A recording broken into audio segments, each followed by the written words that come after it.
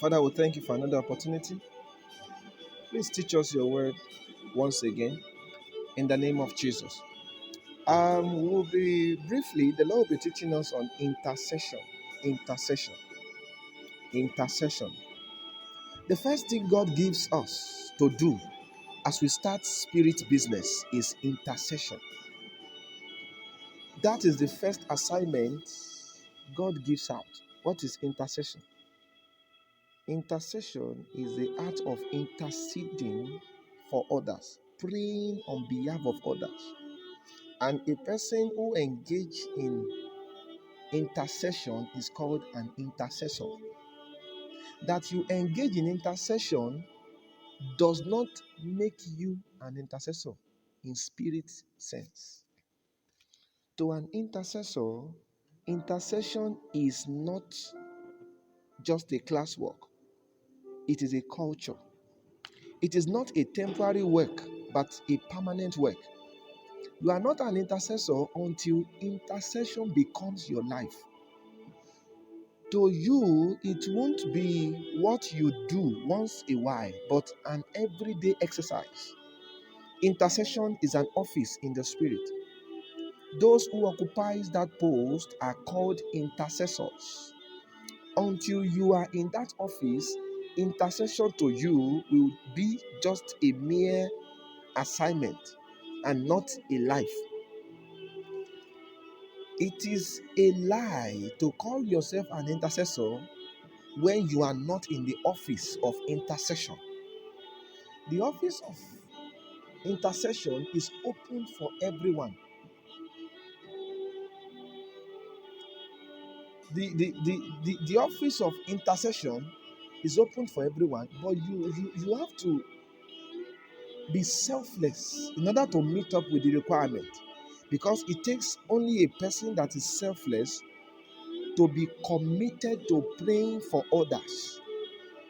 The office is not open for everybody. It is only for the few who are completely dead to self and fleshly ambitions. To an intercessor, every prayer opportunity is an avenue to intercede. Others are responsible for their personal prayers because their mouth is not energized to pray for themselves.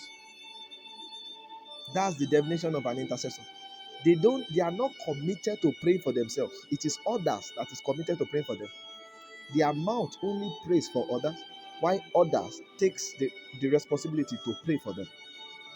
An intercessor prays for others, and others pray for an intercessor. The personal request of an intercessor is mentioned by the mouth of others.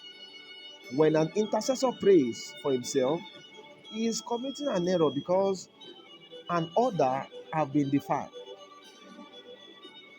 When an intercessor opens his mouth, the requests of others are heard loudly, not his own. If an intercessor mentions his request to God by himself, then he may be praying amiss, no matter how good it is. An intercessor is the most recognized of God, well known by him and well favored because of his commitment to the office. He is also a blind man because his eyes is blind to his needs and wants.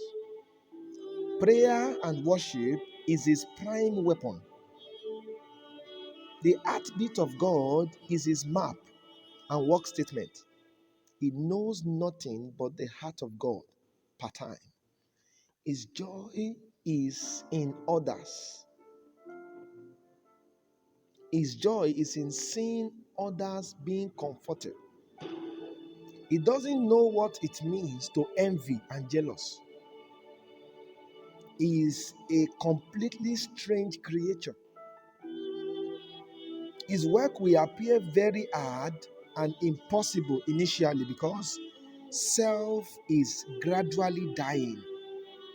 The moment self dies, struggle ends. The moment self dies, struggle ends. When the picture of his needs, wants, and goals flash through his heart, he attacks it with worship until it fades away. The personal desires of an intercessor and and the and the goodies of life comes to an intercessor as a reward. So for an intercessor, things comes to them as a reward. Even marriage partner comes to them as a reward because they are committed to praying for others. So until you are committed to praying for others, you are not qualified to be called an intercessor. A true intercessor is not always found praying for himself. Lord, bless me, I, myself. That's not the language of an intercessor. An intercessor is concerned and passionate about others. I pray the Lord will help us, and I pray He will give us grace for intercession in the name of Jesus.